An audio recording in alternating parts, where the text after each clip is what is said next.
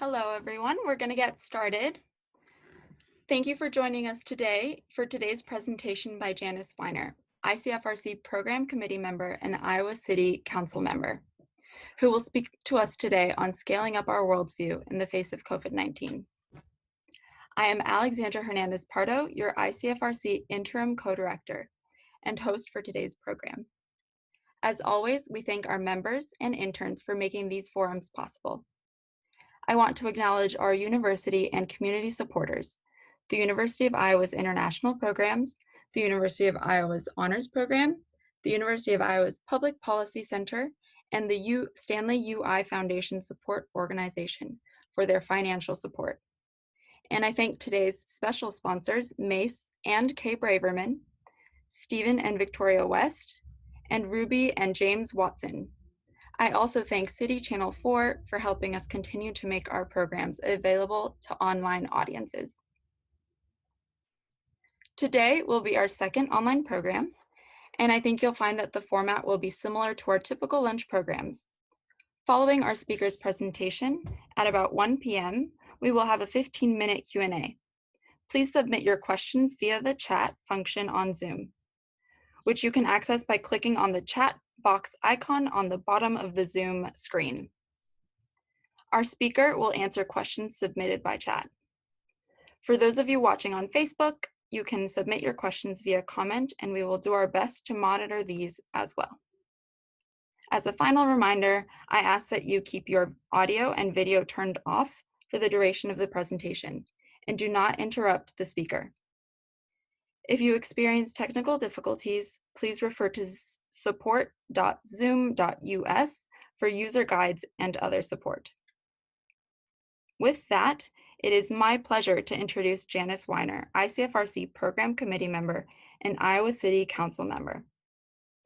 Janice Weiner is a graduate of Iowa City West, Princeton University, and Stanford Law School.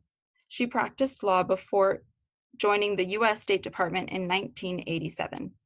Her postings included East Berlin, Turkey, Belgium, Poland, Canada, Mexico, as Consul General in Düsseldorf, Germany, and liaison to Capitol Hill. After retirement, she worked for the American Foreign Service Association before coming home to Iowa. She is an at-large member of the Iowa City City Council and currently the Interim Executive Director of CIVIC. Janice served on the board of Shelter House and is currently on the boards of Agudas Achim Synagogue, Iowa UNA Johnson County, and the Johnson County Democrats. She plays with the community band and sings with the Heartbeats Hospice Singers. She has 2 grown daughters and is her young granddaughter's guardian. Please join me in welcoming Janice Weiner. Thank you very much, Megan, and thank you all for logging on today.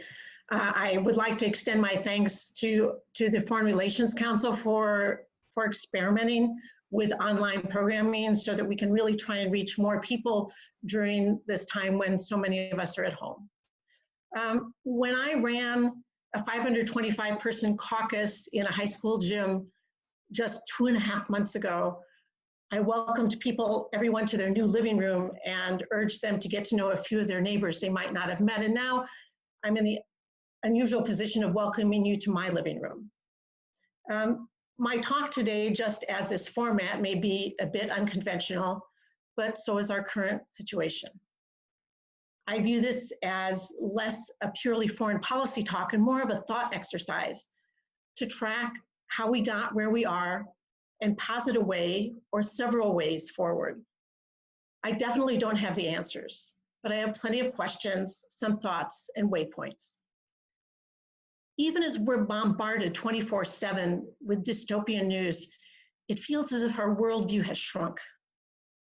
I'm going to describe how the world seems to have shrunk down to the local level and why we need to scale it back up and offer some examples. First, remember when there was actual foreign policy and foreign affairs and we heard about it and could read about it? Remember way back, say, to trade and tariff fights with China, North Korean missile launches. How about the missile attack in Iraq that almost landed us in a war with Iran? That was just in January. And how about the flood of asylum seekers at our southern border or Venezuela in crisis? So about 3 months or so ago, things began to shift. We started with a hyper focus on China, the city of Wuhan in Hubei province, and that's when the shrinking down started. Then it was China and cruise ships. Anyone remember the Diamond Princess? And then it was China and Italy, the lockdown in Lombardy, and then countrywide in those heart-rending daily numbers that have since shifted to New York City. Russia and China delivered personal protective equipment to Italy, and finally the WHO declared a pandemic.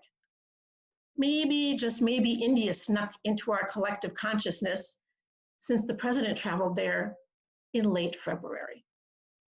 Now Prime Minister Modi has locked down India's 1.3 billion people, with many having had to walk hundreds of miles to their hometowns. There were travel bans on China. We put a ban first on Europe, but not on the UK. And finally on the UK, sports seasons came to an abrupt halt. Canadian Prime Minister Trudeau's wife, Sophie, got the virus and he was self-isolating, taking care of the kids while working. Welcome to the world of many of us. Then we heard a little bit about Spain. We heard that South Korea and Hong Kong were dealing with effectively with the virus. The Brazilian President Bolsonaro's press secretary and their ambassador to the US had tested positive after a confab at Mar-a-Lago. Oil prices dropped. The Summer Olympics were postponed. And then pretty much radio silence, except for the news that UK Prime Minister Boris Johnson, who'd scoffed at the virus, had landed in the ICU. I'm really glad he's out. And we heard the Queen's speech. At some point, the US and China started to trade conspiracy theories about where the virus came from. And then anti-Asian discrimination epithets started to ramp up in this country. The latest came out in just the last day with rumors that the virus originated in a Chinese lab. All COVID-19 all the time. Could anybody really tell me what is going on in the world today? More importantly, at this time of global crisis, can anyone tell me what's being done among countries and among multilateral organizations? No, I didn't think so, because I've been scouring the news and I'm only just now starting to pick up some nuggets. And that's because, in my view, we've drilled down to the local level. What's happening in our families, our neighborhoods, our cities, our counties, our states, and our country. How are different states and governors handling the pandemic? What is Washington doing or not doing? I'll focus on one issue as an illustration, the shortage of personal protective equipment, or PPE, because that shines a spotlight first on how we're not protecting those who are giving their all to help those who become ill, and it eventually translates into a metaphor and onto the international level as well. Let's be honest, how many of you who are not medical professionals knew what PPE stood for before this public health crisis started? I didn't. So let's take PPE as a case in point. It's become all-consuming. Not enough in your local hospitals? What's the state doing? Who's making cloth masks? Should we be wearing face shields instead? What is FEMA doing? Why did we ship large amounts overseas during the first months of the crisis? And why is a large amount being exported now when our healthcare providers need it? If FEMA is not providing them, what are they doing? Oh, they're leveraging private companies, which are selling to their regular customers first, not to the hotspots where they're really needed. And then the states, which in my view, not unreasonably, expected a coordinated response led at the federal level, as they've experienced with other disasters, sort of everyone rowing in the same direction. The states have scrambled to source their own at much higher prices than normal, only to find that some of their orders have been preempted by FEMA. and then given to the private companies and distributed or sold back to them. It is mind-boggling. And then we have to source from overseas, and a lot of it is made in China, and then, wait for it, the US actually appropriates or hijacks a shipment that was not made in the US and that's bound for Germany. The White House seems unwilling to use the Defense Procurement Act. It wants the free market to function. So we, the United States of America, are not coordinating from the top within our federation. And at the same time, we're ignoring normal international trade comedy to try to procure some of the stock we should have probably had to begin with in our national strategic stockpile. And this is just the short version. Is it any wonder we're hyper-focused or on overload on just this one issue? If this had happened when we were involved in an actual shooting war, would we have prevailed? I was wondering, what if early in World War II, before we entered, Roosevelt had not organized Lend-Lease? It seems like it would have made more sense, been more cost-effective, and prevented profiteering to do it in bulk at the federal government level. But when that didn't happen, California Governor Gavin Newsom stepped in to organize the coalition of states to purchase together. And then countries like Italy and Spain started to hurt with their large outbreaks, and they were looking for PPE. Normally, the coordinated West would step in to help, or at least the EU. But who delivered the first supplies? China and Russia. And who is helping countries in Africa so far? China.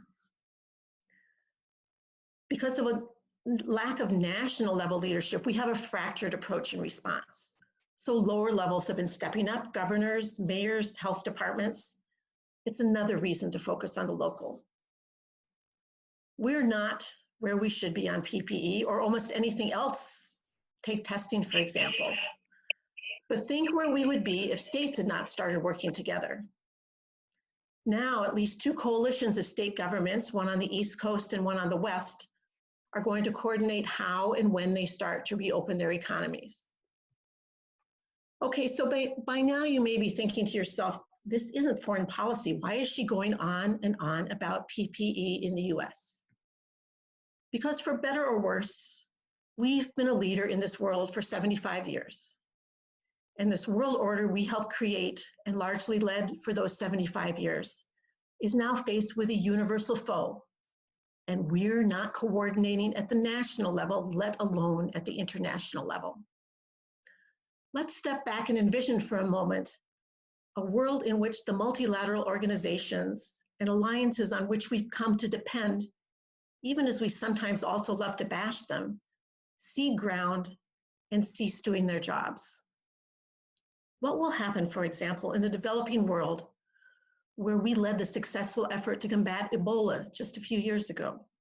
What will happen in South America, Africa, the subcontinent, Middle East? Here are just a few clues, and it's not pretty. Al-Qaeda starts spreading conspiracy theories. The EU gets embroiled in North-South and East-West squabbles. Oil prices hit rock bottom, thanks to our ally Saudi Arabia ramping up production, which via a drop in ethanol production further whacks our farmers at a time when they're already underwater. Autocrats rise, vulnerable populations die, and nationalism spikes.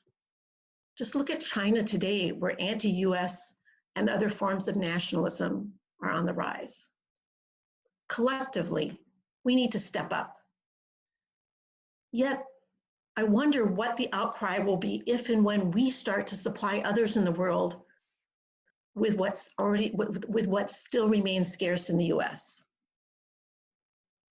Throughout history, we've seen what happens when countries have to go it alone.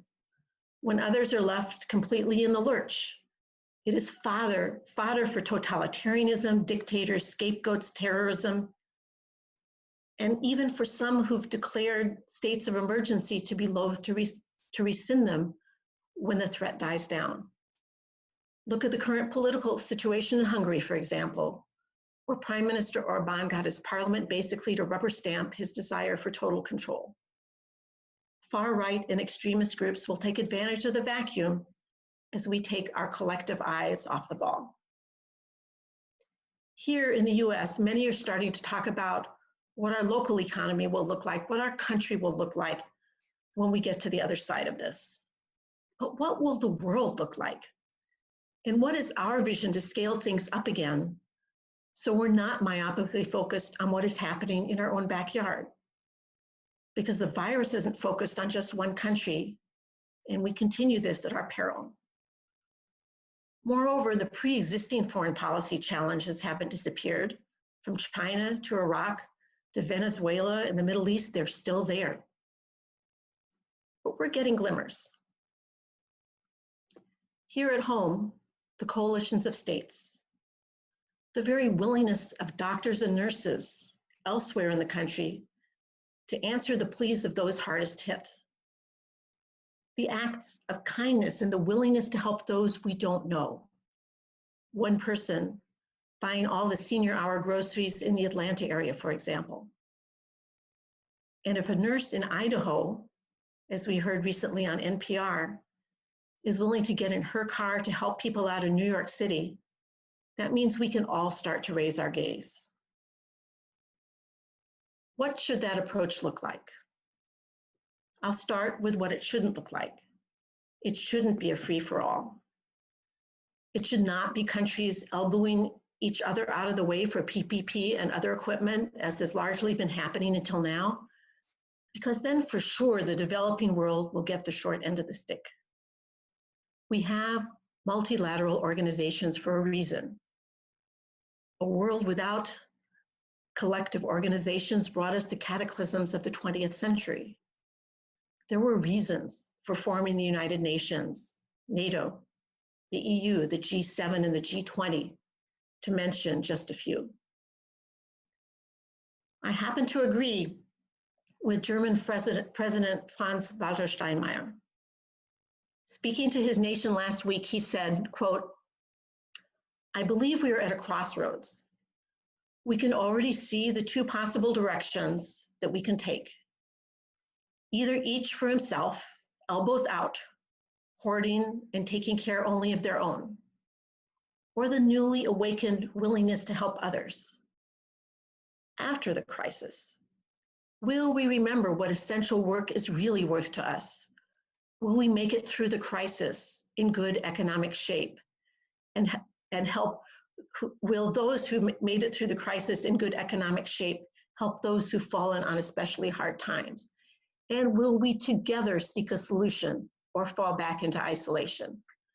Will we share all knowledge, all research, so that we can arrive more quickly at a vaccine and therapies and create a global alliance to which the poorest countries also have access? And here he makes what in my view is a crucial point. No, this pandemic is not a war. Nations do not face off against other nations, soldiers against soldiers. Rather, it is a test of our humanity. It calls out the best and the worst in people. Let's show each other our best. So the EU finance ministers managed to reach agreement 1 week ago after many difficult hours. It's not perfect, but it's an agreement on a package to blunt the impact of the coronavirus on the economy. A bigger issue over whether to share the cost of the health crisis was deferred. And we're seeing a rise in the popularity of governments who have behaved soberly and provided the facts, such as the German government, which has also worked closely with its state governments. It helps perhaps that it's led by a scientist with considerable experience with crises, Angela Merkel, who is neither prone to hyperbole nor up for re-election. This time, it may be up to others to call a pledging conference and drag countries like the US and China along.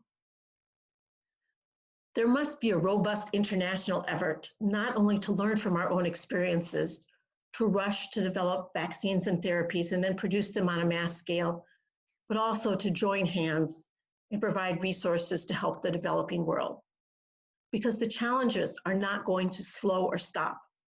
Arguably, they will multiply. I'll offer two illustrations. One represents how neighbors are dealing with this pathogen and their interdependence. And the other represents an opportunity, a flashing red light threat, and a challenge that can be met all at the same time. Example number one is pretty close to home: Windsor, Ontario, and Detroit, Michigan. Michigan has one of the highest infection and mortality rates in the country. As of Tuesday morning, according to the Johns Hopkins project that is tracking infections and deaths, there were almost 26,000 confirmed cases in Michigan and 1,600 lives lost. To put that in perspective, at the same moment, all of Canada had confirmed 25,680 infections and 780 had died in all of Canada. I know from my time working at our Consul General in Toronto in the early 2000s, during SARS, by the way, just how important the Windsor to Detroit tunnel is for nurses. Nurses live in Windsor, Ontario, and commute across the Detroit River to hospitals in Detroit. Detroit-Windsor boasts two border crossings: the International Bridge, which handles more trade than any other international crossing in the world, and the Detroit-Canada Tunnel. It's the second busiest crossing and handles probably more nurses on any day than any other international tunnel, is my unscientific guess. This has been going on for decades. It's only now, for the first time since 9/11, that it's in the bilateral spotlight. When Trump and Trudeau agreed to cross the border to all but essential traffic, nurses were given placards for their cars.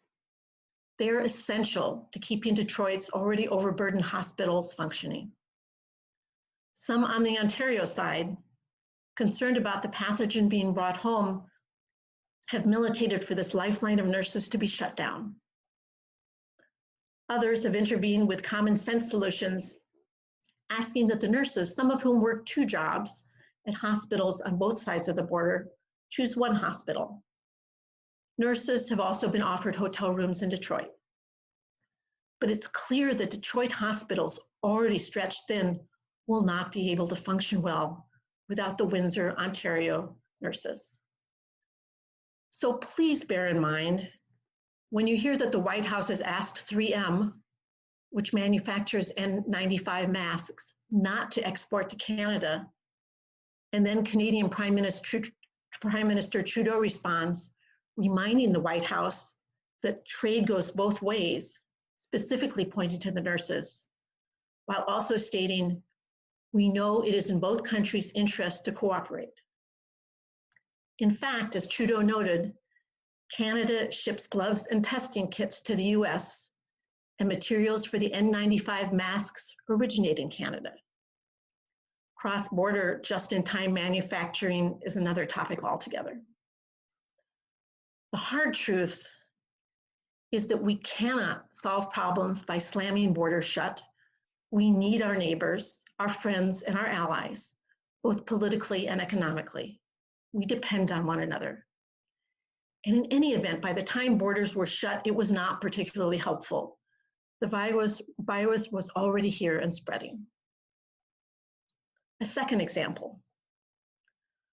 On the other side of the world, in Yemen, human disaster and tragedy have been unfolding for years. You'll be forgiven if you've forgotten, but they're embroiled in a civil war. The Houthi rebels on one side, with the other side being supported by Saudi Arabia, tearing up what little infrastructure the country ever had. Connecticut Senator Chris Murphy, who's a member of the Senate Foreign Relations Committee, recently tweeted about this, and as one must on Twitter, he put it succinctly. 1, Saudi Arabia, in the face of the pandemic, declared a nationwide ceasefire that went into effect 1 week ago, after years of obstructing peace talks. It's not yet clear if the Houthis will follow suit, but maybe the Saudis are looking for a way out. 2, the Houthis need to join the ceasefire and UN-led political negotiations. Now is the time for talks. Neither side has gained ground in years, and COVID-19 is about to ravage the war-torn nation. Peace is the only chance to stop a health catastrophe. 3, both sides have diverted and obstructed humanitarian aid during the war. This must stop at once.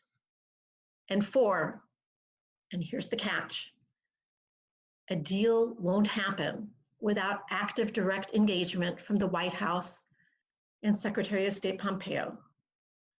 The UN needs help. Trump has capital to spend with the Saudis. Now is the time to call in some chits with an historic peace deal within reach. I'll note that one of the first responses to the senator's tweet was, Yemen? Really, Senator? What about a short thread on New Haven or Bridgeport? That underscores one of my earlier points regarding how people will react when we try to focus on anything not in our own backyard. But here the hard truth is, we have an opportunity, one of many in the world, can and will we grasp it before the virus does. Again, we focus on our own plight at the risk of the entire world. We need to work with, not against, our neighbors and our allies. Here's a piece of information that should give us pause. In an editorial just this Tuesday, the New York Times pretty much wrote this part of my talk for me. It starts, quote, in some places of the United States and other developed countries hit hard by COVID-19, the question is, when might it become possible to start getting back to work? For much of the rest of the world, the nightmare is yet to start. And part of the horror is that many poorer countries won't have the means to do much about it.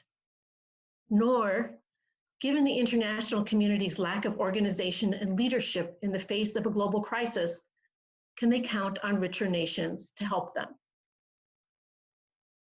What lies ahead is the spread of the coronavirus through countries ravaged by conflict, packed refugee camps and detention centers, and teeming cities where social distancing is impossible and government is not trusted, through countries without the fiscal capacity or health services to mount a viable response. End quote. That would be a disaster for them. It would disrupt supplies of raw materials to the world, cause fragile economies to collapse and strong men to grow stronger. And it would not, per German Federal President Steinmeier, be a humanitarian response. Here's a sense of the scale. The US has some 160,000 ventilators, and we're still short. Sierra Leone has 13. South Sudan, 4. The Central African Republic, 3. In Venezuela, there are only 84 ICU beds for 32 million people. As the president of the International Rescue Committee, David Miliband, stated, the lesson of the crisis is that the weakest links in the global health chain are a threat to health everywhere. The World Bank and International Monetary Fund are starting to ramp up support. The World Bank just approved a $14 billion package focused on the immediate health and social consequences of the outbreak. And they're finalizing a second package that will focus on the broader economic consequences. World Bank President David Malpass just presented to his board a program that could provide as much as $160 billion in financial support over the next 15 months. The G20 just reached a new debt relief agreement that suspends debt service payments by poor countries from May 1st through December 31st, with an option for renewal in 2021. And IMF Managing Director Kristalina Georgieva, in a statement to G20 leaders, said the IMF was urgently seeking some $18 billion in new resources for the fund's poverty reduction and growth trust for poor countries. That's all positive. I'm glad it's happening, but it's a drop in the bucket.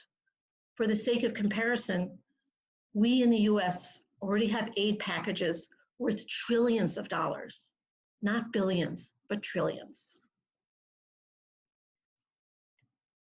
UN Secretary General Guterres and Pope Francis have both called for a cessation of all global conflicts to focus on beating back the virus. In addition to Saudi Arabia's ceasefire in Yemen, armed groups have signaled a desire to stop fighting in Colombia, Cameroon, and the Philippines. The Afghan government and the Taliban have both begun efforts to stem the spread. And even Russia may soon find the burden of supporting Syrian troops or secessionists in Ukraine to be excessive. We could have emerged as a leader, but we are struggling because of our own leadership issues. We're frankly not much of an inspiration right now. But as the New York Times editorial board stated, quote, "The weakness of Washington should not prevent the brain trust of the developed world, the think tanks, news media, universities, and non-governmental organizations from focusing on a strategy for the next and possibly most brutal front in the struggle against the scourge of the coronavirus. Most organizations have already begun to do so, recognizing that this may be the defining struggle of our era, and that if ever the world demanded a global response, this is it," end quote. If ever the world demanded a global response, this is it. And since into each talk a little irony must creep, the same day that I typed this line, the president decided to defund the WHO. I could describe that in various ways, but I'll settle for saying that to me, his approach is a perfect example of not being able to see past his own backyard, not being able to lift his gaze to see the rest of the world, and that it actually is in our interest to do that. Not to mention possibly setting back the effort to eradicate polio worldwide, for example, because this is not just about the US, it is about the world. This is an all hands on deck moment where trust in government is high, process appears to be working. Look at New Zealand and Germany, at South Korea, and even Italy, relatively speaking. We don't know what the world will look like after this. We don't know which leaders will be lionized and which will be kicked out. Please recall that right after World War II, Winston Churchill was voted out.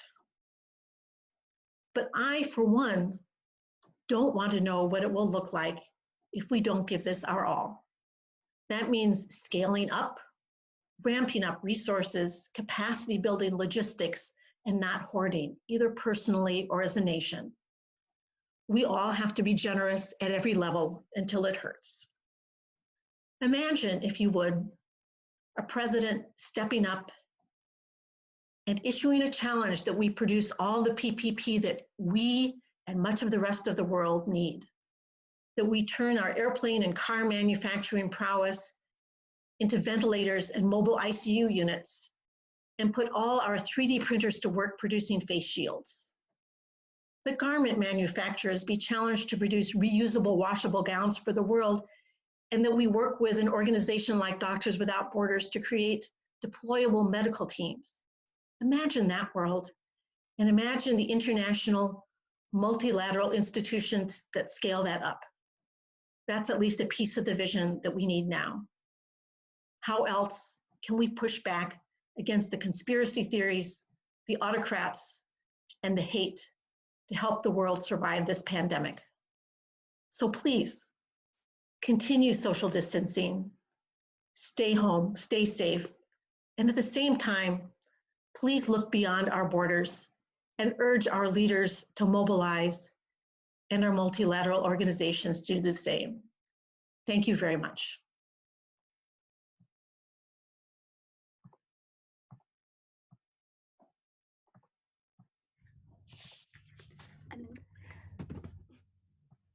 Please submit your questions via the chat function. You can access the chat function by clicking on the chat box icon on the bottom of your Zoom screen. Type your message there, and Janice will answer questions as she can from there. Hey, Megan, for some reason, I'm having a hard time pulling up that screen again. So would you be so kind just as to read me questions as they come in?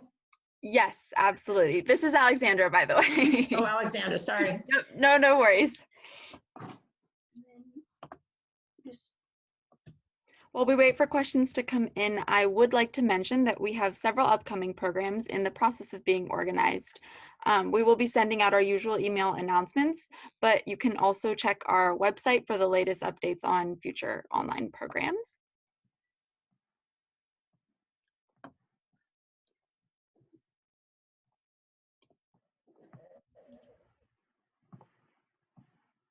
And if you are watching from Facebook Live, we are taking questions in the comments. If you have any questions, feel free to add those to the comments as well, and we will read them here. Yeah, I just managed to pull it up again, so. Perfect.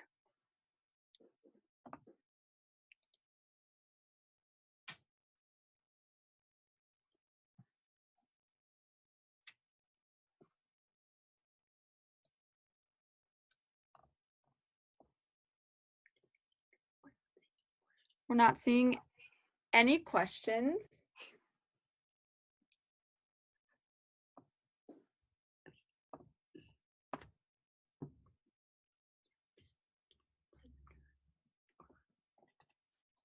So if anyone thinks of any questions in the near, in the day, throughout the day, or in the next week, you can send them to us, and we will communicate those to Janice and get an answer for you for sure.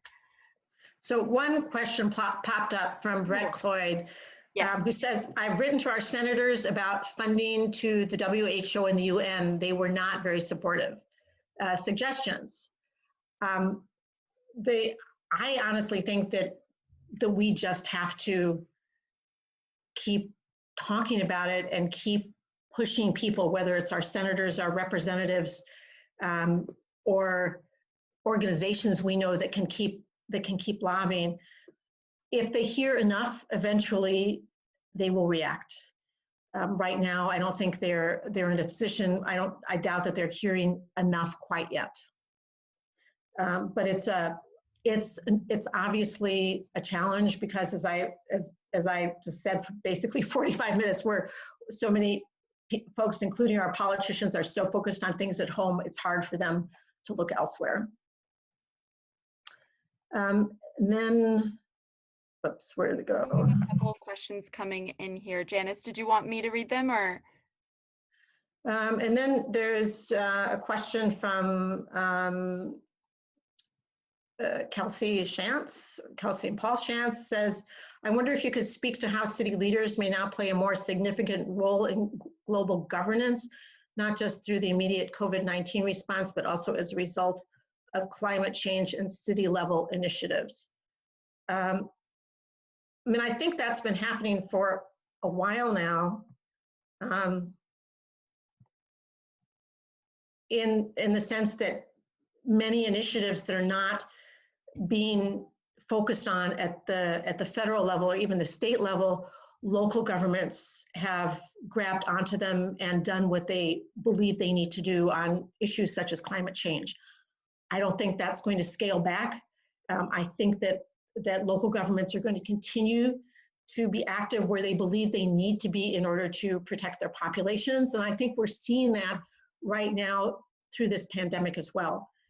They can be a resource. I believe former President Obama was just on a large Zoom or chat program with mayors, urging them to continue this. So local government matters. I mean, obviously I'm speaking also as I speak as a member of the Iowa City Council, but I think we're seeing that more than ever. And I think it's an opportunity for people also to realize that they can have an impact through local government and all the way up.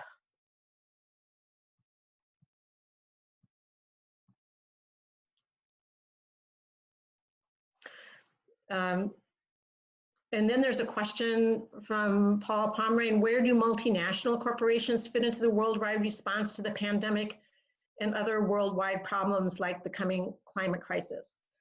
That's just a little tiny question, right? Where some of that, I think that we need to call out corporations and ensure that they are being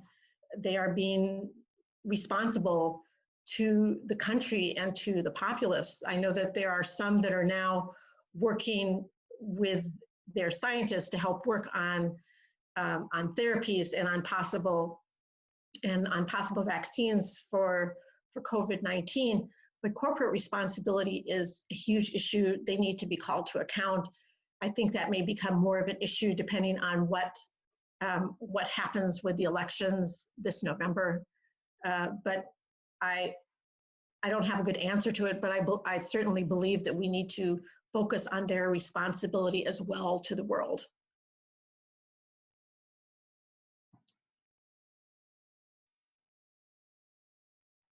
Then there is the question from Christina. Can the president actually unilaterally withhold funding that is properly appropriated like our WHO contributions?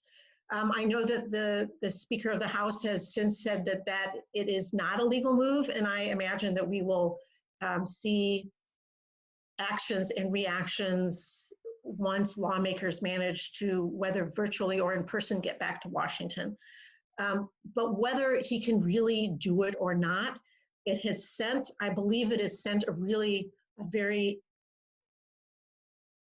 bad signal both to our allies and partners in the world, as well as to many people at home, because I really am concerned that if people see that people risk, how should I best describe this? People risk really further scaling down their own views and saying, well, if the WHO view is not valid, if the WHO didn't act properly, if the WHO declaration of then the WHO declaration of a pandemic doesn't hold water, and why are we sitting at home? When in fact, they are doing good work, and we do need to listen to them.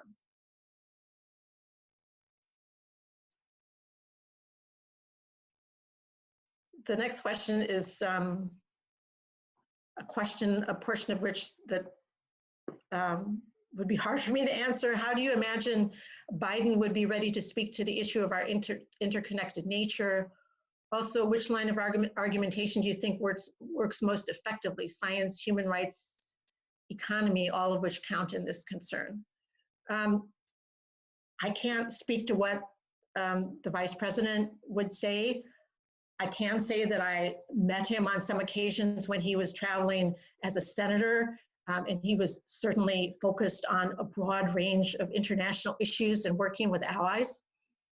And I also don't think that one line of argumentation needs to be the exclusive one. I think that they all need to work together. But I do think, and I in fact joked on social media the other day that those who are gaining the most number of Twitter followers right now are scientists and doctors. So perhaps we're finally leaning back toward some of those who really have the expertise and the answers in situations such as we find ourselves. Frank Solomon asks, in some countries, contagion blame is being racialized. Who has duties to try to counteract this? The government of Uganda is saying it will organize flights to rescue Africans who are suffering ethnic aggression in Guangzhou, China. In our country, people blame Mexicans and Chinese. How to respond? I honestly believe it's on everyone to respond. If you see it from the very local level up to the very tops of our government and all multilateral organizations, every elected official, every person on the street, we all need to model, talk about this, and make clear that it's not okay. While I may not agree politically with George W. Bush, I give him enormous credit for what he had to say in the wake of 9/11, how we should not be scapegoating all Muslims. It's really important because this more than anything else that I've lived through in my lifetime so far is a worldwide issue, and we all have to be in this together without casting blame or increasing discrimination.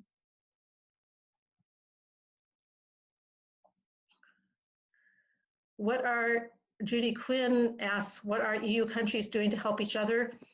I think the EU finance ministers have just started to ramp up aid. I think that's going to be an ongoing discussion.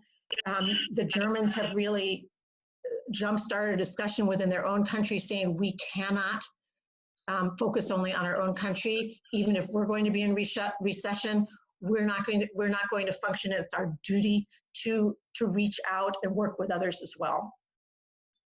And Carol Klingberg is what I can see of the name, says, can you enumerate some specific positive things that the WHO does around the world that we can refer to when contacting our senators and representatives? There are others who know this much better than I do. I do know that they've been engaged in a campaign to eliminate and eradicate polio in the world, and we're very close to that.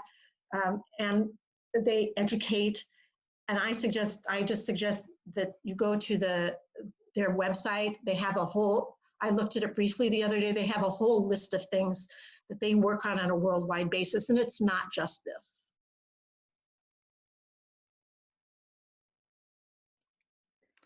Okay, thank you, Janice. We do have a couple questions, well, more than a couple, quite a few questions coming up on Facebook that I'm going to read, since maybe a couple, since we have about 15 more minutes. So the first one is from Janelle Rettig. How do we change the single source just-in-time world economy after this experience, such as testing swabs coming from Italy? I think I can't imagine what the world economy is going to look like after this, but it will look very different. My closest experience is with the closely interconnected economies of Canada and the US, particularly when it comes to manufacturing and assembling vehicles. When the border is shut down there, it has a really deleterious effect on the whole manufacturing industry.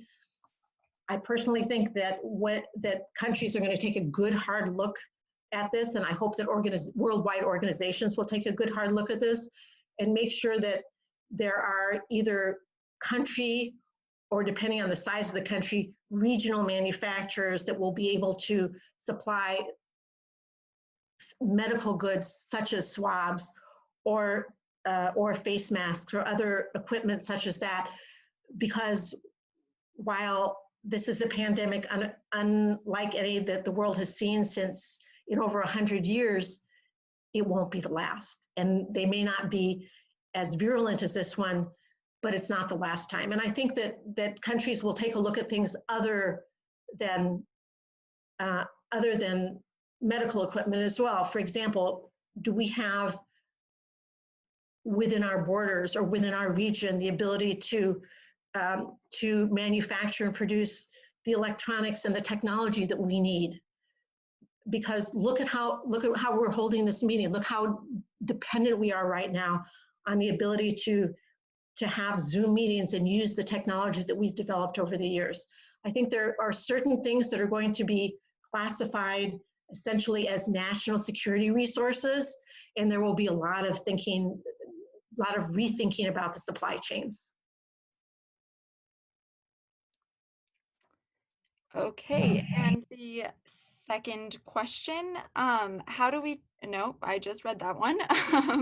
How long will it take for the world to resume some sense of normalcy, do you think? I don't have a clue.